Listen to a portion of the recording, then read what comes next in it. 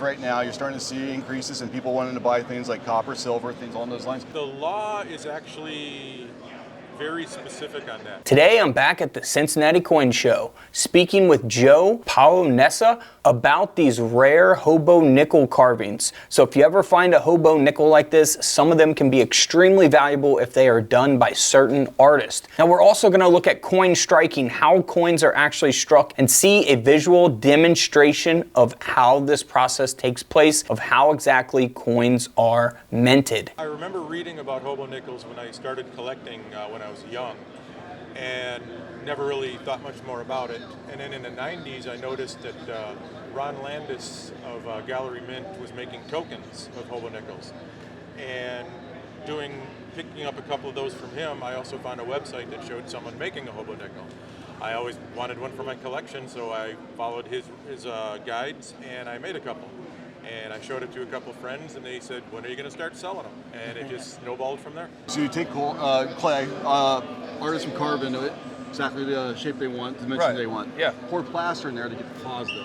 This right here then goes on what's called a pantograph. That's what these holes are here, locks into place.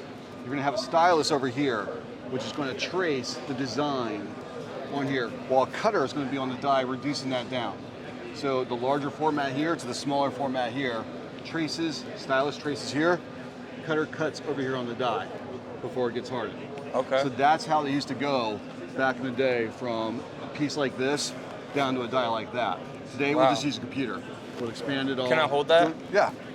So if you look, Very similar type. these are all on positive.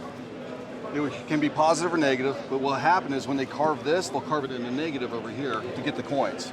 So now what will happen is you're gonna have two dies, and you're gonna have a chunk of metal in between those two dies. Yep. So this will come out positive, you want it negative on your die. So your blanks can go right in the middle, coins are gonna come down, strike, one for each side, and then boom, you're gonna have your coin come out. Awesome. So dies will always be in negative, coins will always be in positive. We'll use these in positive, basically just to hold on to those. We keep these in storage. We can go flip them over to a negative if we need to. Well, The highest price. coin carving, I did a silver dollar that was in the YN auction at the summer seminar for the American Numismatic Association, and it went for $2,300. Wow. As far as a personal sale, my best sale was, I think, around $700 Wow. That's for awesome. a nickel. Yes. That's Not, awesome. not bad for a nickel. I Yeah. thought. It's interesting, this regular Indian head nickel or buffalo nickel, I say buffalo nickel, was carved by Burt, the artist Burt. Now this was carved in 1932, and this coin ended up selling for over $3,300 in 2025. Now one of her most expensive pieces actually sold for over $31,000. Burt's Lady, one of the artist's finest efforts, right here in 1939. You can see 39 etched onto the obverse of the coin. And it's just a regular buffalo nickel on the reverse, but someone was willing to pay $31,000 for that carved nickel. It varies from the design and the level of detail I go to. I can do a basic, the standard hobo nickel style in about 2 hours. Okay. And it can run up to 10, 12 hours or more, depending on if I really want to change the design into something more interesting. Wow. Is it mostly like requests from people that you're taking now, or like do you have like inspirations behind doing each different nickel? Most of what I do now is custom orders, although occasionally I'll see something on TV or online that I think I want to carve that. Okay. So there's a little of each. Okay. I don't do as many just make it for eBay or anything like that. It's mostly carved to order. So you guys sell a lot of these custom coins that you guys create, right? We are 100% custom mint.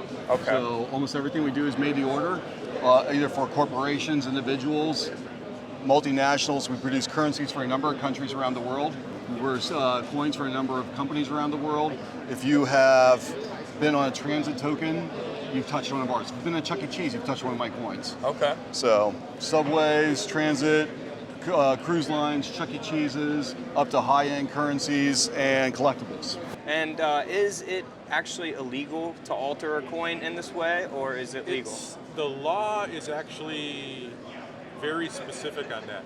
If I take a nickel and carve it into a hobo nickel, or if I take a nickel and I put it on a railroad track and then I scratch my name in it, drill a hole and hang it around my neck, perfectly legal. If I take that same nickel and I punch out a dime-sized blank, that is breaking the law, because the law reads it's illegal to deface currency with the intent to defraud. I'm not trying to pass this off as anything other than it is, which is a piece of art, which is perfectly legal. And I even know the law, which if you want to look it up, it's Title 18, Section 331 of the U.S. Code. So there's nothing illegal about this. What we're going to do is we're going to do a representation of an ancient coin strike. Okay. So it's going to be the same principle we're using here today, but it's going to be done the way they did it 1,000, 2,000, 3,000 years ago. Coin making has been around pretty much ever since man's been around. Right. A little bit after we came around. But essentially the process is the same. Instead of having two dies, one on top of each other, what we're going to do is we're going to use a die that would traditionally would be in a tree stump, something along those lines. They'll carve it out, they'll implant it in there, so that way it holds secure. You're going to have a column that's going to come on top of this die to hold everything in place. Then we're going to have a hammer die come down, or a punch die come down on top, crush the blank in between the two using physical force. So instead of machine press coming down, boom, boom, boom, you physically have somebody, generally it would be a slave, somebody like that, holding the die and striking the die. The blank is nothing more than just a blank metal disc that hasn't been struck or anything along those lines. You don't actually see any engraving on it. You don't have any of the relief on it. It's just going to be a blank. The planchet. Planchet, clear metal blank, whichever one you want to call it. Right. The silver dollar I carved was of a guy that went to summer seminar who was a friend of mine who passed away a couple of years ago. Dan Cross. He went by the name Tiny. That was probably one of my favorites. As far as original design, I did one based on the French Marianne, which is the allegorical female representation of France. And the design, I drew it out, and she's wearing like the Mercury dime type helmet, and everything just fell into place, and it came out as a beautiful design. The carving came out great, and it was in my earlier days, so I was really happy with the fact that it looked like what I wanted it to look like. As far as coin collecting in general, I think it's going well. It's continuing on an upward trend. Prices are still going up on pretty much everything. The U.S. Mint is getting a little more in line with what the collectors want rather than the take what we make approach. So I see it as a positive. It's going in the right direction. This right here is going to represent an old tree stump from back in the day. What they would have used is they would take something, put an anvil die is what it's going to be referred to, and made sure it was firmly ensconced into the stump. You're going to put your anvil die here on the bottom, and we're going to have a punch die or a strike die here on top that we're going to use. In the day, they would have just taken somebody right here, hold the blank right in between, and they would have crushed it. Generally, it would have been a slave, prisoner of war, somebody along those lines. Somebody whose hands don't really matter. Yeah. Today, we're going to take this flange, put this right on top. We'll put the blank right there. This is just a little metal planchet, a blank. Now for safety, we are going to tape this down because this will be hit with a lot of force. We're going to take our strike die and put that right on top of your anvil die. And at this point, it's a simple matter of,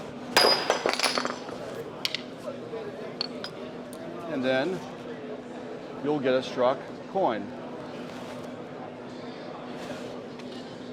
It was a great time at the coin show here in Cincinnati, Ohio. If you guys want to see more videos like this, let me know in the comments below. I would love to share more footage that I obtained from this show of other coin dealers where we talk about everything about coin collecting.